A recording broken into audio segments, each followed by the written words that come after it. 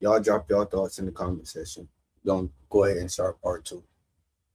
What did he do that insinuated in any way he was under the influence? Nate for blowing his breath towards him. And at that point, he got pretty close to him and said, if you make another aggressive movement toward me. What did he do that insinuated in any way he was under the influence?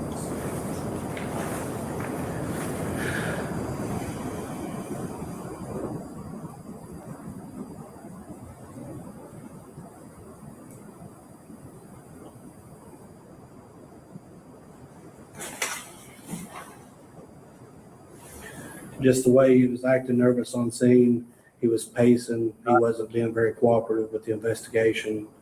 All signs that could lead to somebody being impaired of a narcotic or some type of intoxicant. So you did say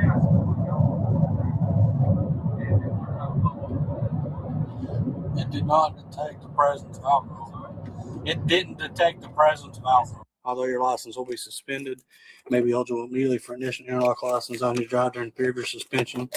And if you're convicted of violating KRS Blue Lives Matter. 189A 010 DUI. Prosecutors have to do their due diligence, and in this case, they took a fair, thorough look at the facts before moving forward, and we respect that. Why am I going to jail? Don't tense up. Why though? I'll explain that in a minute. An innocent man was arrested on a fake DUI. It was all caught on body cam, You're Hey, under Carol, I'm going to jail. which shows him blowing a 0 on the breathalyzer and also passing all of the field sobriety tests, and then him being arrested anyway. Nate Stevens was driving through his neighborhood when a teenager backed out of a driveway and hit him. Cops showed up who wanted to put Nate through a DUI investigation. Nate was actually very polite and cooperative, but they decided to make an example out of him because he didn't completely bend the knee and kiss their ring. Nate knew he wasn't drunk. Officer Bell of the Grayson, Kentucky Police Department claimed that he could smell alcohol on Nate. because I can smell alcohol, so. You're wrong. Knowing that that was a lie, Nate blew his breath towards the officer. Well, prove me wrong then. Do the test. Don't do that. Okay, sir. Only to have the officer threaten him. The next time you make an aggressive move towards me, you will be going to jail for menacing, okay? Then Nate agreed to a breath test and blew a 0. Keep going. Stop. No alcohol in his system at all. Right. Nate then passed all of the field sobriety tests, which Officer Bell admitted, initially telling Nate that he would not be going to jail for DUI because he had agreed to take those tests and pass them. If you didn't do any kind of observation test, I had enough to arrest you and place you under arrest for DUI. Okay, so you'd have been going to jail. You would have got sued. That's qualified immunity. I wouldn't have got sued, but okay. But then, after Nate said he would have sued the officer had he arrested him, the two cops covered up the body cam and had a private conversation, ending with them changing their mind about arresting Nate and then throwing him in the back of the police cruiser, handcuffed. So, DUI? yes. I'm not under the influence. Okay. Bullshit. Is that literally what you guys are arresting me for? All of this we covered in the last video, part 1 of this story, which I'll also link below if you haven't seen it yet. In this video, part 2, I'm going to tell you everything that happened next, including what happened when it went to court. Officer Bell was right about one thing. Yeah, realize you're going to get hell over now. Nate Stevens would spend the night in jail that night and not be able to bond out until the next morning. Was your client ever actually given any traffic citations? He was cited for DUI, failure to possess his operator's license, and leaving the scene of an accident and or failure to render aid. But he wasn't charged with anything alleging that he had driven improperly. No. DUI, the one thing you guys got? They'll be leaving the scene of an accident and some traffic charges.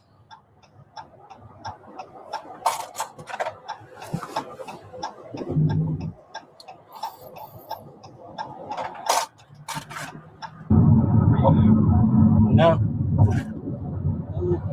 I was new about 10 years ago.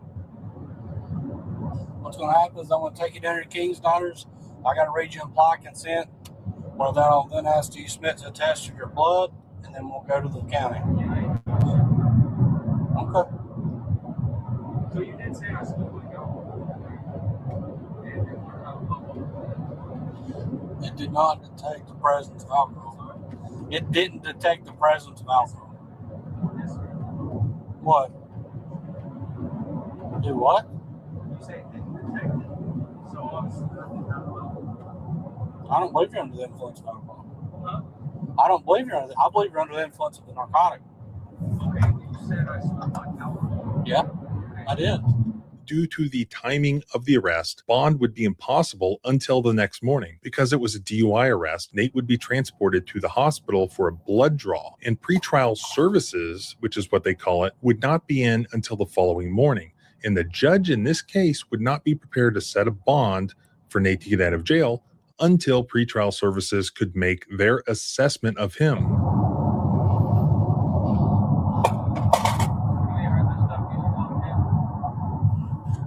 So is the air we breathe outside.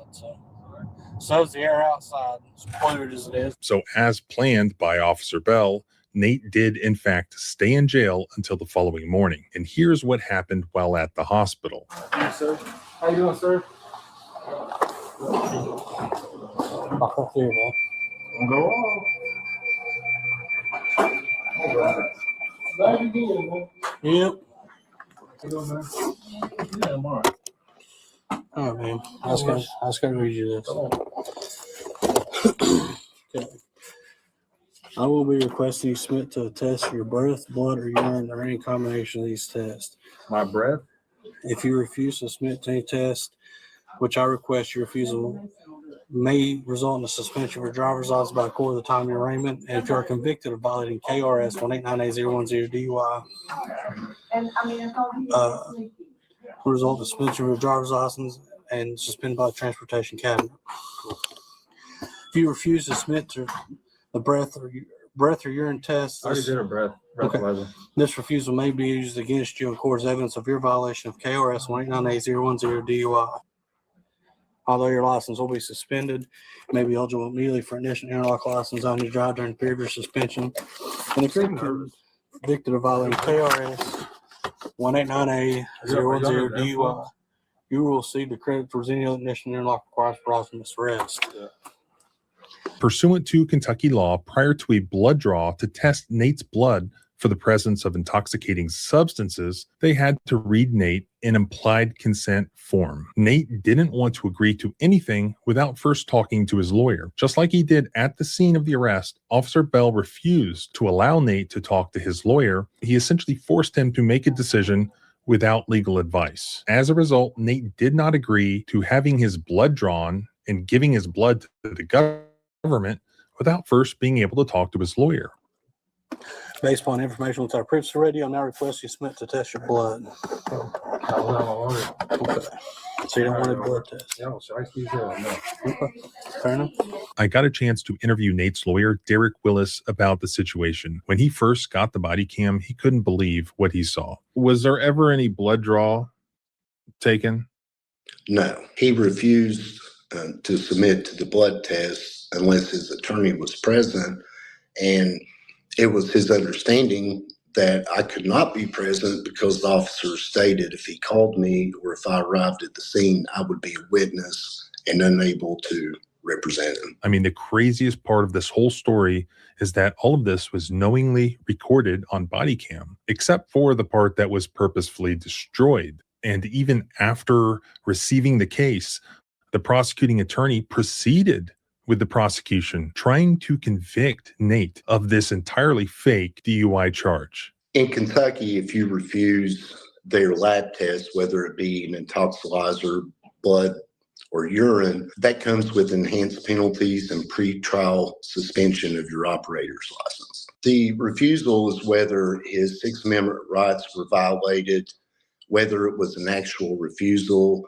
because the officer failed to explain the standardized field sobriety test properly during the initial stop. Also, the implied consent form that explains the consequences of refusal was deficient. It improperly described how it could be used against them.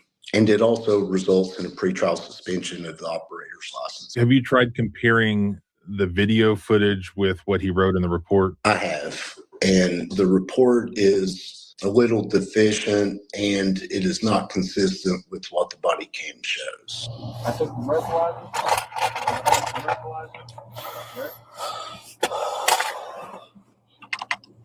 I didn't scream your face. No, sir. You're not maintain balance. You literally got it on. Hey, can I help you? GPD dropping off one male. DUI, believe to an accident.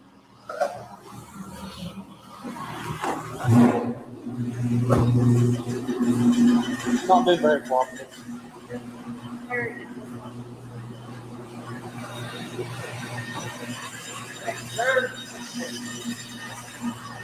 How you doing, man? Oh, listen, Craig, I'm gonna let one of my new little deputies back in. Please be nice, okay? I don't know what it is out there. Hope you have one tonight, bro. We'll get this on. His lawyer, Derek, provided me with the footage from the refusal hearing. We call the case of Nathaniel Stevens, 25T1902 on for refusal hearing. Is the Commonwealth ready? Yes, Your Honor. Is the defendant ready? Yes, sir. Call your first witness. Commonwealth calls Officer Michael Bell. Would you raise your right hand, please? You swear affirm testimony you're about to give is truth, whole truth, and nothing but the truth, so help you God? Yes, Your Honor. Thank you. Say your name for the record, please. It's Officer Michael Bell, How are you employed? the Grayson, Kentucky Police Department. Were you employed at that capacity on October 6th of last year, 2025? Yes, sir. And did you have the occasion to come into contact with Nathaniel Stevens? Yes, sir. And was he placed under arrest for allegedly driving under the influence? Yes, sir. His lawyer, Derek, got the chance to cross-examine Officer Bell under oath. Pass witness. Your witness. Thank you. The original call to dispatch was for a non-injury accident, wasn't it? Yes, sir. He pointed out that this was a non-injury accident call where a 17-year-old kid had backed out of a driveway and hit Nathan. In other words, it wasn't a big deal. It was just a fender bender where a police response wasn't even necessarily required in the first place. And the call was that Mr. Stevens was the victim of the accident. The call came in that there was a two-vehicle non-injury accident. While myself and the sergeant were responding, we was notified that one of the vehicles had left the scene. Okay, and did you later learn that it was a 17-year-old kid who backed out of his driveway and hit Nathan? Yes, sir.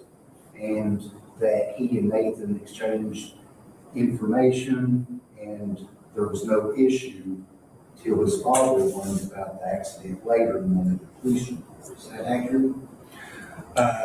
To the best. I'm going to object unless he has firsthand knowledge of that happening. Even though the prosecutor was trying to stop Nate's lawyer from questioning Officer Bell about much of anything during the hearing, the judge's curiosity was piqued, and the judge allowed Derek Willis to continue with his questions. Plus, I'm going to object because we're having a refusal hearing. I'm not sure how this would.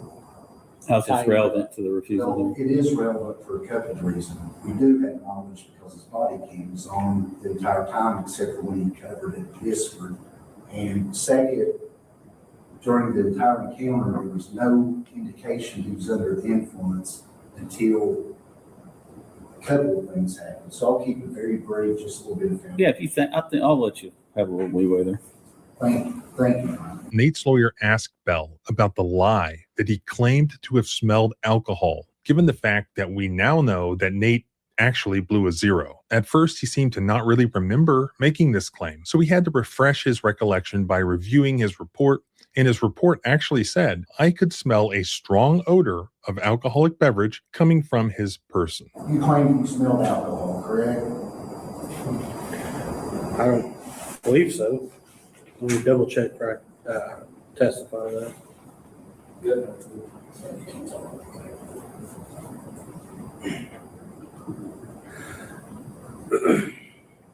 Bell knows full well that Nate blew a zero, So he tries to sort of steal Derek's thunder by disclosing that fact to the judge first, even before Derek can bring it up in his questions. Bell says, I smelled alcohol, but there were no signs of alcohol on the individual. In other words, he lied. I did say I could smell a strong odor of alcoholic beverage, but there was no signs of alcohol from the individual. Nate's lawyer then points out that after Bell claims to have smelled alcohol, and then he challenged Nate to prove he didn't smell alcohol. Well, prove me wrong then. Do the test. Don't do that. Okay, sir. Nate blew his breath towards Bell, calling his bluff, or rather calling his lie. The prosecutor tries to shut him down as he points out Bell's misrepresentations, but the judge shuts the prosecutor down. Alcohol, he looked at you and went, did he not? Not that I can recall. I mean, I don't want to say yes or no. Derek Willis then points out that Bell threatened to arrest Nate for blowing his breath towards him. And at that point, you got pretty close to him and said, if you make another aggressive movement toward me, I'm going to put you under arrest. I did say that, yes, sir. Was it an aggressive movement to breathe so that you could actually? Judge, I don't understand what this line of questioning is for refusal. I still haven't caught on to, I've given him a little leeway to try to get to. I'm going to let him ask the question. Go ahead. Bell defends his actions by claiming that he thought Nate was trying to spit on him. So whenever what he did end up blowing on me, but it could be taken as he was trying to spit or anything above that could be taken as an aggressive manner. But he didn't say, try to spit on you. He said, basically, I had been drinking. And you called that an aggressive movement, right? But then Bell admits that when Nate exhaled, he knew that Nate wasn't trying to spit. When the It act was simply exhaling. but it could have been taken as someone attempting to spit on him. Did you take it as him trying to spit?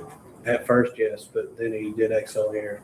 The lawyer then forces Bell to admit that Nate agreed to take the breathalyzer test, which resulted in a 0.00 reading. Keep going, keep going, keep going, keep going, keep going. Stop.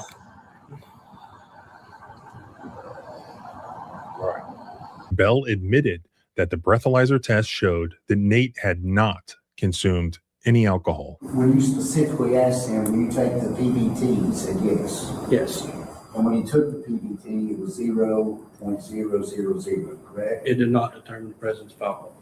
Okay.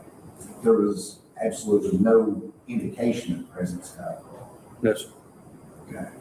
And at that point, did you explain the consequences of him declining to take that test when he took the PBT?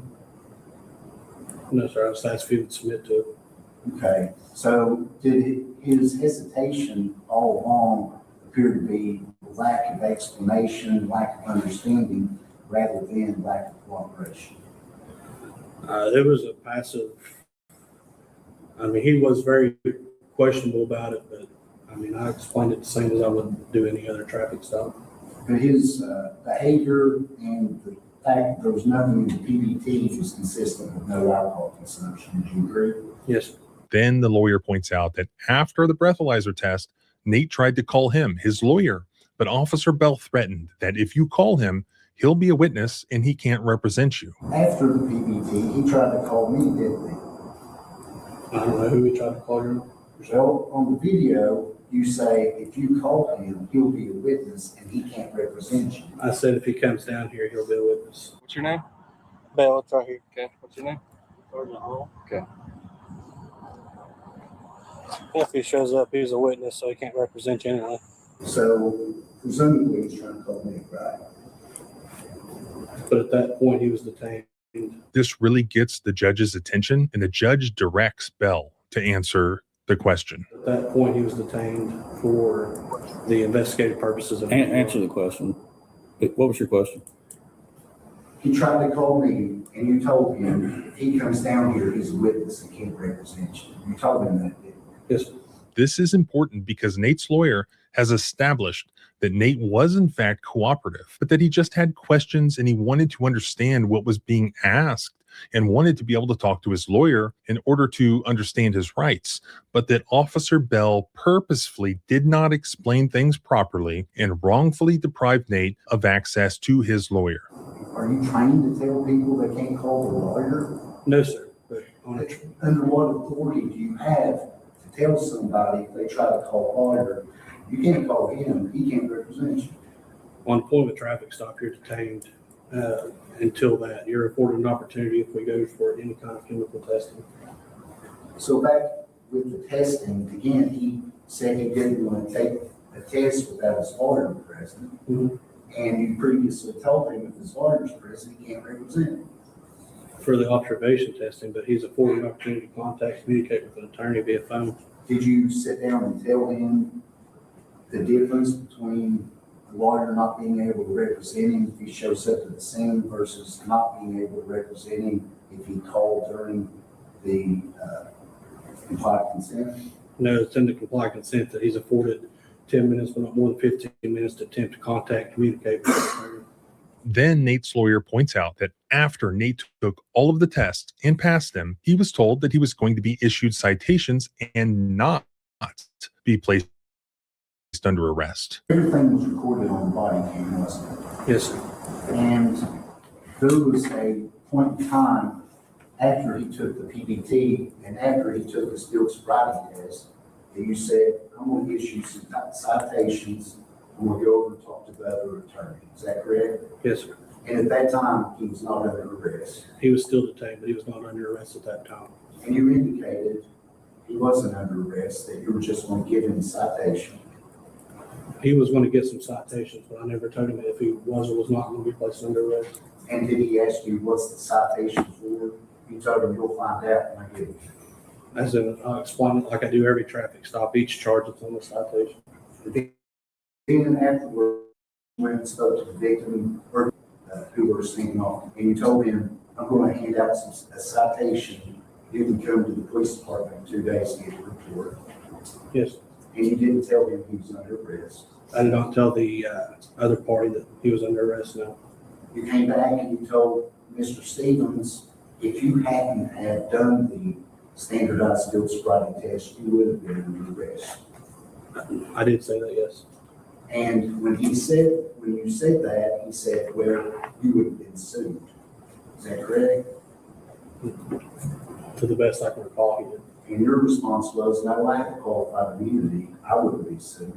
I don't recall that. Okay, it's in the video. We'll watch it. Officer Bell, though, refuses to admit this, but the body cam shows the truth. Bell says, was it that hard? If you hadn't have done any observation tests, you would have been placed under arrest for DUI and would be going to jail. He said he would have gone to jail, but you should be happy that you're not going to go to jail because you took the tests and passed them. If you didn't do any kind of observation test, I had enough to arrest you and place you under arrest for DUI.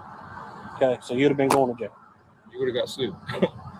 That's qualified immunity. I wouldn't have got sued, but okay. Then that's where Nate responds, and you would have been sued, causing Bell to then change his mind and perform an illegal arrest for a fake DUI. You're under arrest. I'm going to jail. Yeah, I don't know why. Quit trying to pull away from me.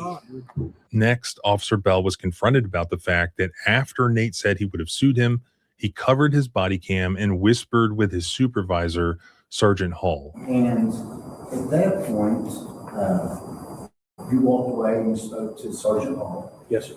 And you covered your body cam and whispered.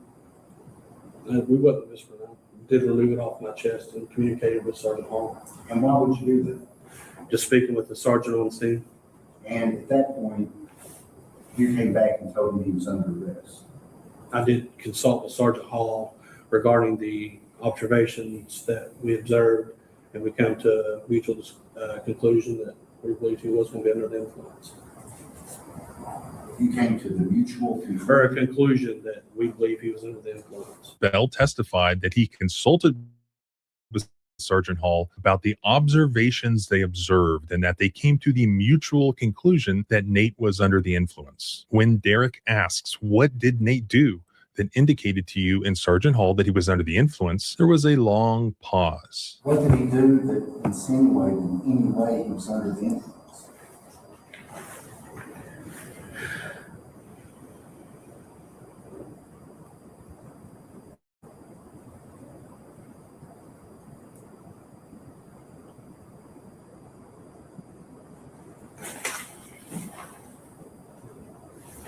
Just the way he was acting nervous on scene, he was pacing, he wasn't being very cooperative with the investigation.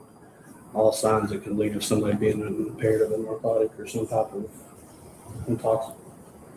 And then Bell said just the way he was acting nervous on the scene. He was pacing. He wasn't being very cooperative with the investigation. First of all, since when is pacing a sign of intoxication? If anything, it's a sign of someone not being intoxicated. Secondly, the body cam shows that Nate wasn't pacing. Bell's own body cam shows Nate literally not pacing and actually being very still. First, he's sitting on the tailgate of the truck, not even fidgeting around at all, pretty much perfectly normal. Then, after they close the tailgate of the truck, Nate stands in one place next to the bed of the truck for an extended period of time as he talks to Officer Bell. Then he performs the tests that they instruct him to perform, all without pacing. And then Nate is once again standing beside the bed of the truck after having passed the test. During none of that encounter was Nate pacing at all or acting intoxicated in any way. Yet Officer Bell testified under oath that Nate was pacing and that as a result, he and his supervisor concluded that Nate was under the influence. Then Nate's lawyer confronts Bell about the claim that he was allegedly uncooperative. How was he not cooperative? He did everything you asked him to after you explained what you wanted him to do. He didn't call me when you told him that I couldn't represent him out here. He hung up the phone with him. How was he uncooperative? He was very confrontational, was back and forth on wanting to submit the test. But after you told him what the test was, he did it. Except for the final test that he reviewed. He did, yes. Bell was forced to admit that Nate was actually cooperative, leaving basically zero allegations of Nate being intoxicated at all. The only possible theory of their case is that he was on some sort of intoxicating substance other than alcohol because he blew a zero. I suppose, because I have not personally heard any allegation that he was under the influence of a specific substance. I saw that they searched his truck, or the truck he was driving. They didn't find any sort of intoxicating or illegal substances in the truck, right? They did not. Then Nate's lawyer points out that Bell covering his body cam wasn't done for any legitimate reason. When you covered the camera, were you trying to call the prosecutor asking for legal advice? No, sir. I was speaking with the sergeant on scene. Bell was confronted with the fact that this illegitimate secret conversation took place right after Nate threatened to sue him. Okay, and at that time, you weren't in fear for your safety, it wasn't for officer's safety or anything? No, sir. Why would you cover your camera? It was a tactic. I just went up and spoke with Sergeant Hall. We wasn't. You say a tactic? It was I moved it off my chest to go up and speak with Sergeant Hall. We wasn't in contact with the other party there, so it was just myself and the sergeant. But that was right after he said if you would have arrested me, you would have been sued, wasn't it? Not that I can recall. Did that have anything to do with you covering the camera and whispering to Sergeant Hall? No, sir. Okay. Bell said he didn't remember that being the case, but the body cam proves otherwise. Okay, so you'd have been going to jail. You would have got sued. That's qualified immunity. I wouldn't have got sued, but okay. You are going to end up going to jail tonight, okay? Well, Nate's lawyer points out that Sergeant Hall told Nate that if he passed the tests, he'd be good, but Bell claims to not remember that either. And Mr. Stevens asked you specifically when you asked him to continue doing tests, if I do these tests and I pass, am I good? And what did you say? Do you recall that question? No, sir. Do you recall hearing Officer Hall say, if you're not prepared, you are? I don't recall that, sir. Okay. And after that assurance, Mr. Stevens at that time did the field sobriety test, correct? Yes, sir. He did everything he instructed. Yes, sir. He also points out that Nate performed all of the tests that he was asked to do, and that he then told Bell that he was making him nervous. The officer also admitted that nervousness does not equal impairment. He said, man, you're making me nervous. He may have, I don't want to say yes or no. Nervousness is not impairment. No, sir. And there goes the only other allegation of intoxication, according to Bell, that Nate was allegedly nervous. In reality, that's not intoxication or even evidence of intoxication. You told him, like I just asked you, if he had not done the test, he would have been going to jail. Yes, sir. Would you agree that that insinuated he wasn't going to jail at that time? No, sir. I was saying that I had enough based off him not wanting to do field sobriety that I believe he would be under the influence. And then after he did and told you you would have been sued, at that point you did arrest him. Yes, sir, because I believe he was under the influence. In the end, Nate wins the hearing. The judge sets aside Nate's alleged refusal to take the blood test so that it can't be used against him.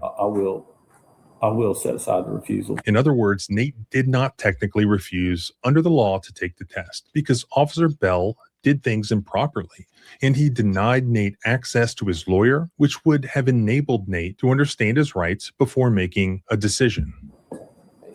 It is what it is.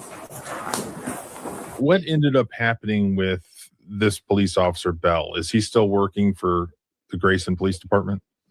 I believe he transferred to another agency. The supervisor, Sergeant Hall, presumably he's still there at the Grayson Police Department.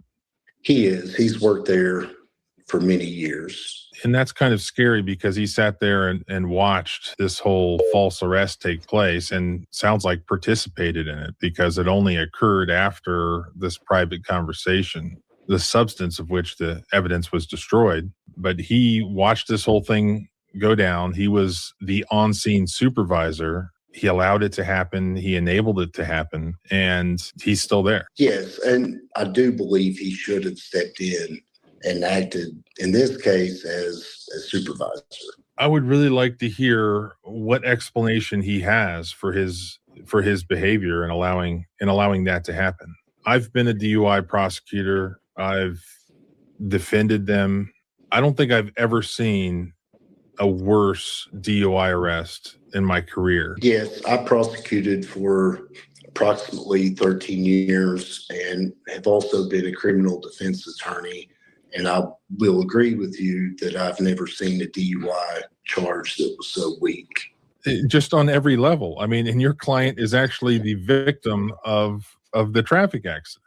I mean, you couldn't create a worse DUI case just fictionally. Another thing that I would just add, Mr. Bryan, is that my client is a personal trainer. He takes nutrition and health very seriously.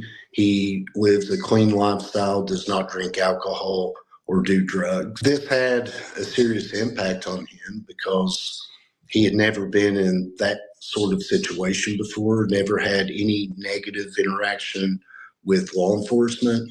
And it's just amazing that under these circumstances that he was arrested, pushed against his truck, and treated in such a way. Even though he was compliant, he did nothing wrong. And this just shows that you can be compliant and through no fault of your own have your constitutional rights violated. And for the rest of his life, people will look at him as he was arrested for a DUI. So regardless of the outcome of the criminal case, this has affected his reputation in the community, and just psychologically being treated that way by law enforcement is ridiculous. When I interviewed Nate's lawyer, Derek Willis, the DUI charge against Nate was still pending. Fortunately, since then, the prosecutor apparently got around to actually watching the body cam footage, and then once he did, quickly agreed to drop the fake DUI charge. That then still left the leaving the scene of an accident charge, as well as the citation for not having his actual physical driver's license on him while operating a motor vehicle. I'm told that as of just a couple of days ago, actually, those charges have now been resolved, with the prosecutor agreeing to what's commonly referred to as a deferred adjudication. That means that after the passage of a period of time, in this case 90 days, the charges get dismissed without there ever having been any conviction. It's usually a deal worth taking, so Nate took it. I'm pleased to report that the DUI was dismissed. The prosecution carefully reviewed the evidence, the body cam, breathalyzer test, and the field sobriety test. We reviewed. Been a period of time, in this case 90 days, the charges get dismissed without there ever having been any conviction. It's usually a deal worth taking, so Nate took it. I'm pleased to report that the DUI was dismissed. The prosecution carefully reviewed the evidence, the body cam, breathalyzer test, and the field sobriety test, and made the right decision to dismiss it. Prosecutors have to do their due diligence, and in this case, they took a fair, thorough look at the facts before moving forward, and we respect that. So after the DUI was resolved, the other charges were resolved through the normal court proceedings. Most importantly, Nate's name has been cleared. Thanks again for all of your support, and we will keep you updated if there are any future developments. So the criminal charges are now successfully resolved, with the fake DUI already being dismissed. Next up, hopefully, is a civil lawsuit. Why? Because this arrest never should have occurred in the first place. A warrantless arrest requires the existence of probable cause to believe that the suspect committed a criminal offense. An officer has probable cause if the facts and circumstances within the officer's knowledge would lead a reasonable officer to believe that the suspect has committed, is committing, or is about to commit an offense. In this case, would a reasonable officer have probable cause to believe that Nate was driving under the influence? Absolutely not. There was no evidence that Nate was under the influence. Quite the opposite. There was actually objective evidence that he was not under the influence because they tested his breath, which indicated 0 alcohol in his system. And they also gave him the field sobriety tests, which he objectively passed, which we know because we have video evidence showing that. Most likely, this arrest was only made in retaliation for Nate not adequately bending the knee to these officers' egos, and possibly also for threatening to just hypothetically sue the officer. Nate had no obligation to stroke the ego of this police officer. To the contrary, Nate had a First Amendment right to express himself in the way that he did. The Supreme Court has held that the freedom of individuals to oppose or challenge police action without risking arrest is one of the principal characteristics by which we distinguish a free nation from a police state. For Officer Bell to arrest him as a consequence was also a violation of Nate's First Amendment rights. Nate was actually very mild in his speech. He had a right to be much more expressive. The Sixth Circuit, which includes Grayson, Kentucky, has held that calling a police officer an during a traffic stop is protected speech, and an arrest based solely on such an insult violates the First Amendment.